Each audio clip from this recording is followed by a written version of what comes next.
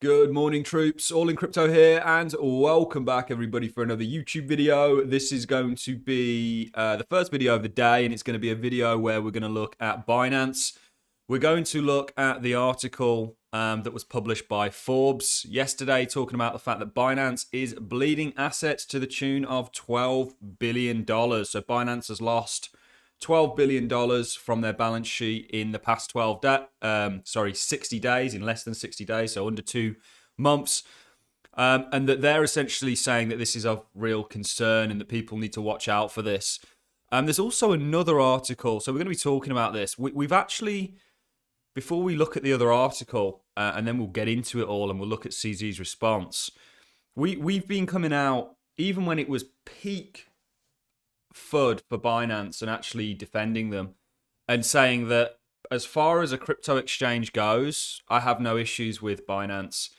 And that doesn't mean that I'm in favor of centralization. You know, at the end of the day, guys, I come from very libertarian principles. It's why I stuck around in 2018, despite it being similar to the sort of price action that we've seen over the past year, you know, and actually that experience is what allowed us to get out the market last year and save people quite a lot of money. But centralized exchanges have their role. I love it. I love hypocrites because they give me so much joy in terms of entertainment, because they'll basically slag off centralized exchanges. But what they don't understand is that the majority of people that hold cryptocurrencies at some point or another have had to go through centralized exchanges. Now, hopefully we evolve from that, but how do you on-ramp fear into the crypto space? The most, probably 99% of people that have bought crypto have done it through centralized exchanges, because it is the only, or one of the only facilitators that provides that bridge from the traditional banking system into the crypto system. So what you're essentially saying is that you don't think centralized exchanges would exist, yet you're hoping your bags go to the moon. How do they, you know, the hypocrisy is just hilarious with people slagging off centralized exchanges. And there's reason for centralized exchanges to be slagged off. Look what happened with FTX. I didn't get involved with FTX and luckily mitigated that sort of trauma. But actually, I was involved with an exchange called Cryptopia back in 2017, 2018, which got liquidated. So I've lost money on exchanges before, through them being bad actors and not managing things correctly. And actually, from Binance's point of view, from my point of view, looking at Binance, I have no issues. I think actually CZ has been one of the most transparent, and Binance has been one of the most transparent exchanges that there are. And he's trying to set a standard of trust that other exchanges just simply don't have. So before we get into it as well, I also want to comment on these absolute simps on Twitter and YouTube that have a vested interest in footing Binance and seeing it. You know, they essentially, a lot of them are still very bearish. We've said we're actually quite neutral in regards to the market now. You know, if you're bearish at this point, you're somewhat late to the trend. Yes, the macroeconomic condition is a particularly shit one.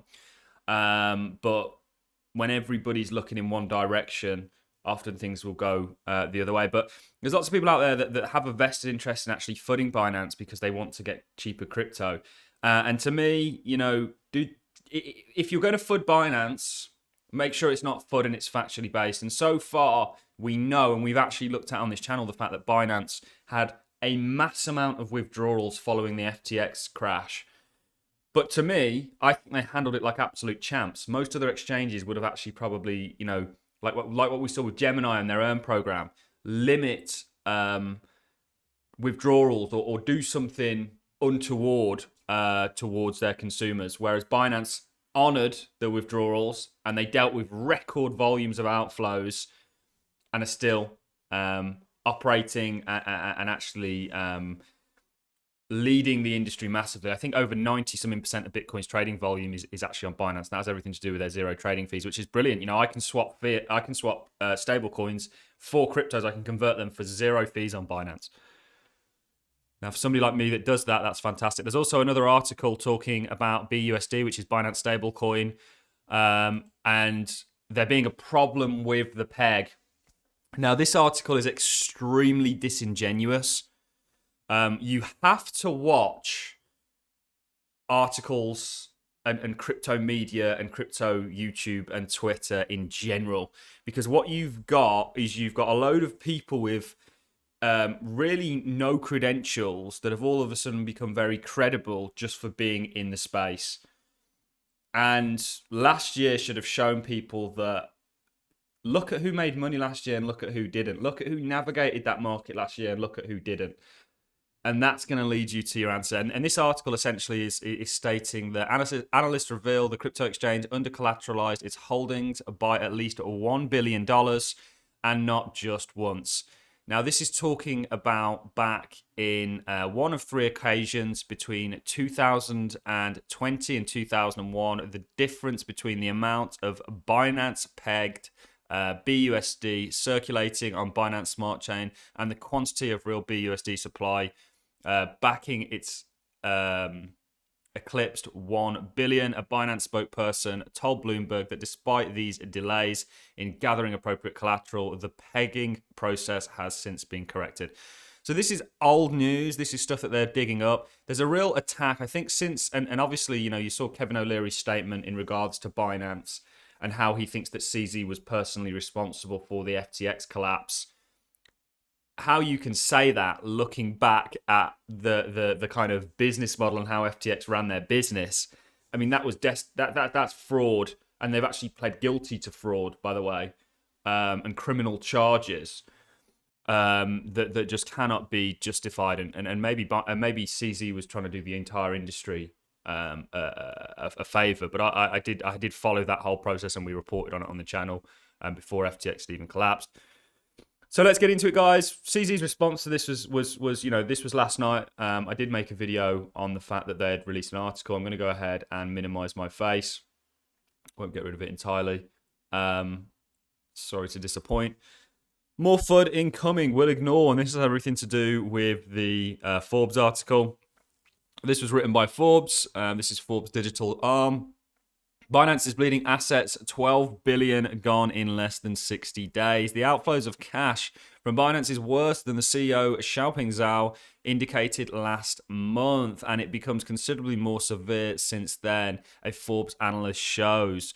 Binance, the world's largest crypto exchange, is struggling to hold on to assets in the wake of the collapse of rival FTX. Investors have been pulling their crypto in recent weeks, and despite assurance from CEO Xiaoping Zhao that the situation had stabilized, outflows are accelerating. Consumers withdrew net 360 million on Friday, according to data from crypto data firm DeFi Llama.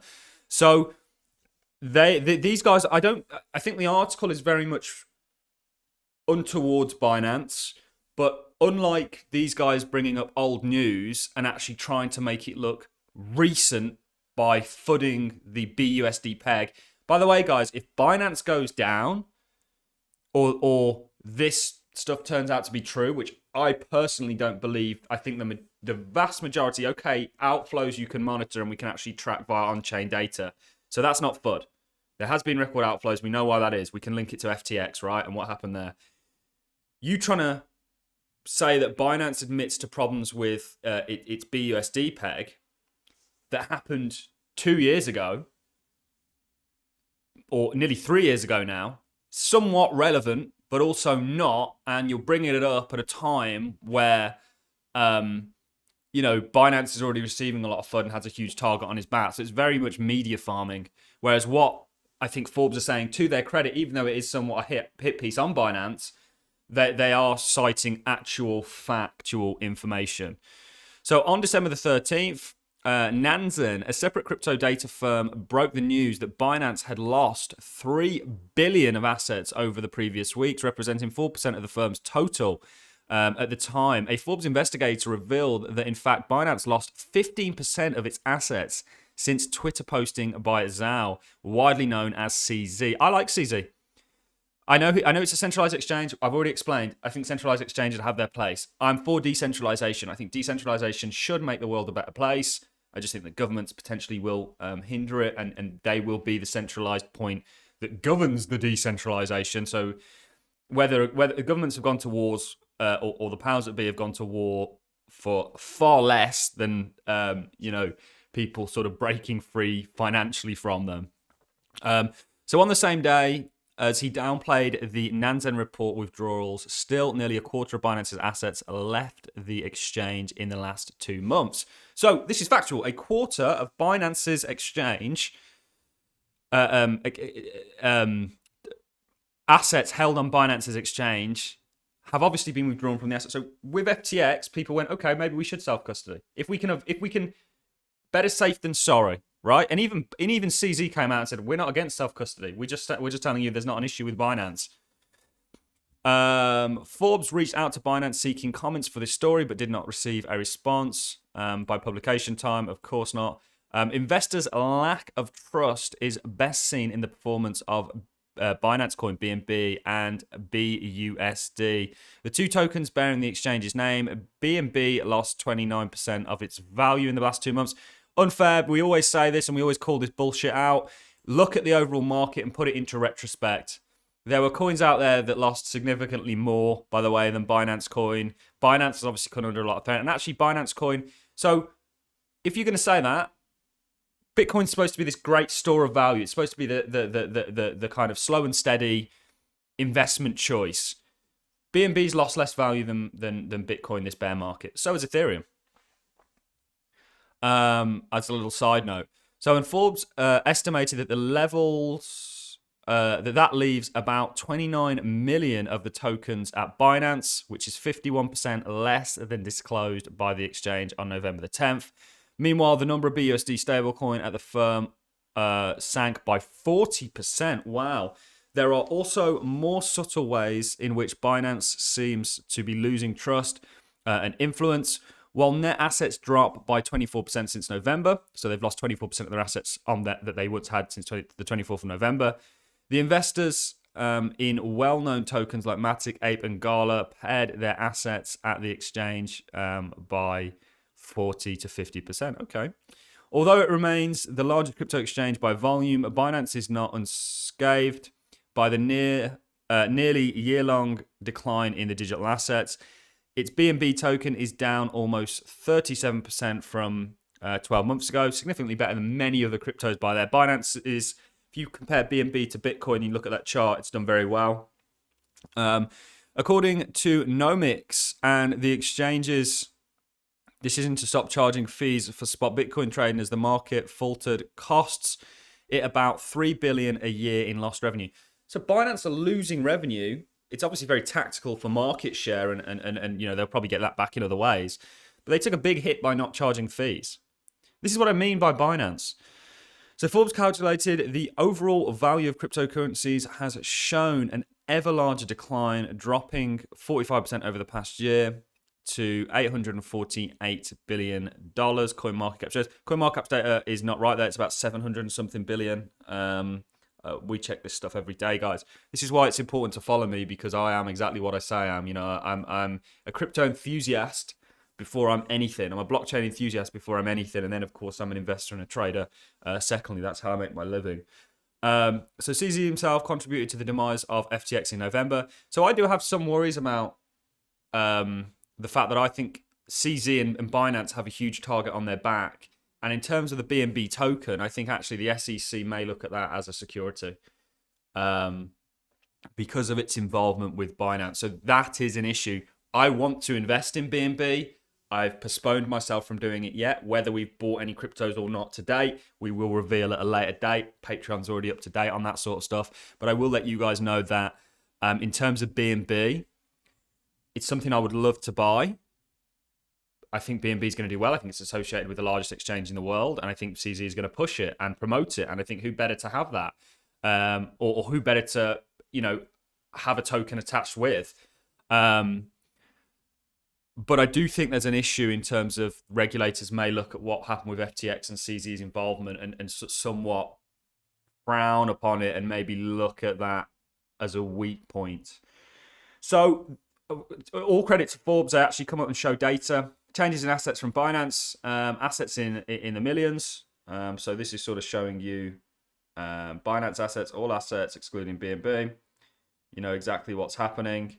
What's in your wallets? This story could also be about the lack of convention for collateralized assets held inside crypto wallets. Crypto data firms have yet to agree over what to include in their asset assessment of assets. So there was also quite a lot of Binance, and it wasn't really FUD because there was a bit of a mismatch in terms of the proof of reserves that was published. It didn't quite add up, but I personally, and we did it on a video, tracked I think nearly $50 billion of assets that were in wallets. We did that via Etherscan and BNB Scan, or Binance Smart Chains Scan. So we actually tracked those wallets. So we know they've got that, and there was quite a mismatch. Didn't quite add up, but the fact that he's even going to the lengths of showing people this, I've seen nothing but credibility in terms of this guy being very open and transparent. Is this a video that's saying that there's absolutely 100% not going to be any problems with Binance and there 100% isn't going to be an issue and they're not going to go down? How can I say that 100%? My opinion of it is, though, and to let you guys know, as a trader and investor, I hold, I do self-custody. You know, you can see a list of the wallets that I've got at the top. But at the same time, I also have cold wallets, and I also have exchange wallets, and I have various different forms of storing. And I think that's the smartest way to play it in crypto. Spread your load. You know, don't put all your eggs into one basket. That age-old saying that is absolutely true. But I do still hold assets on Binance, and I have done throughout the entire FUD, certainly even when it was peak FUD on Twitter, because I ultimately think that, you know, Binance is going to survive this bear market. I think they may get hit with some sort of regulatory action, but I think they'll be working very closely with regulators and, of course, have a good legal team to sort of try and deal with that. But we will see. We'll see what happens. I think they've been very sort of responsive to regulations thus far. I think BNB token may come under some scrutiny, but I really do think that, I mean, this was something I was reading earlier as well. No employees of Binance, regardless of level, so their position, is allowed to conduct personal short-term crypto transactions and must hold the positions for more than 90 days before trading. So they're even putting things into place to stop inside trading, which I know I can't say fact, but I'm 99% positive does happen on other exchanges. Certainly front running and stuff like that, and insider trading. Of course it does, guys. You know, markets are very much insider driven. So that's really what I've got for you. Just a little bit of going over this article. This one we're actually going to just dismiss. They do bring up a very valiant point that there was a slight mismatch in the BUSD and the BUSD peg. But they're actually citing this. They're bringing it up now for something that happened back in 2020 and 2021. So it's kind of a little bit like, okay, sure. But this is actually, it's accurate with what they're saying. It's just, it's not quite, does this mean that Binance is insolvent or anything of the sort, so they're not going to be able to come good on their promises, or you know, there's going to be an issue? No, it doesn't. It just means that they've had a record number of outflows, which we all know. Obviously, this is natural from the FTX spill. And actually, to me, the fact that Binance have handled this like absolute troopers and it's business as usual, and they've processed all those transactions when many other exchanges simply couldn't, gives me somewhat confidence. All I've got for you in this video, guys. Let me know your thoughts in the comment section. If you enjoyed the content, like us, always appreciate it as a comment. I look forward to seeing each and every one of you in the next YouTube video. Thanks a lot for watching.